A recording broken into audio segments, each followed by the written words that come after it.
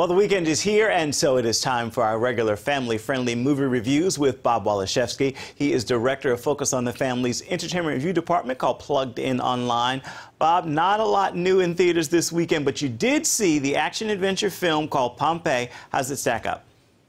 Yeah, it's set in AD 79.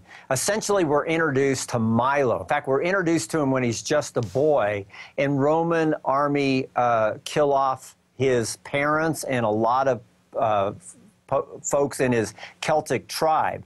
Then it fast forward 17 years later, he's been a slave all his life, and he becomes a gladiator. Soon he's sold and shipped off to Pompeii, where he won't just be arena battles that'll be important to him. He'll meet a gladiator that'll become his best friend. He'll fall in love with a noble girl, and a Roman senator he remembers from his childhood is the exact same man who killed his parents, so he wants revenge. But all that shaking that's happening is not anything in comparison to what's shaking in Mount Vesuvius nearby.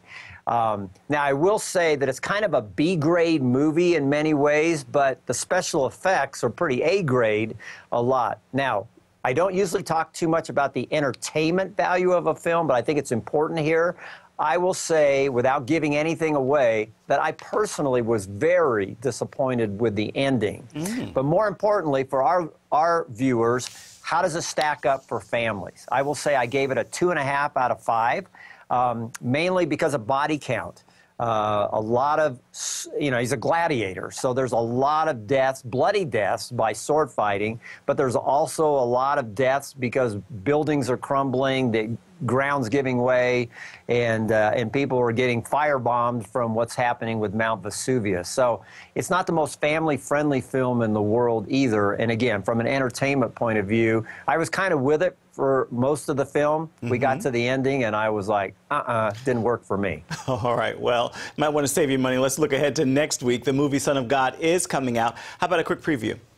Yeah, unlike the History Channel, from whence this film is culled, I think many of our viewers will know that Mark Burnett and Roma Downing gave us 10 hours on the History Channel. This is the Jesus Christ content from that film, 98%, about 2% of new material. It starts with some new material. John on the island of Patmos, that's not how it happened on the History Channel, is actually looking back in flashback to the life of Christ. So from the virgin birth to his death and resurrection we have. So many of our favorite, the feeding of the 5,000, raising of Lazarus, the healing of the leper. Anyway, this is a great film. I loved it on the History Channel. It's good to see it, whether you've never seen it or you're seeing it again. I bet I cried 3 times previewing the History Channel when it first came out, just because, I feel like I'm a student of the Bible,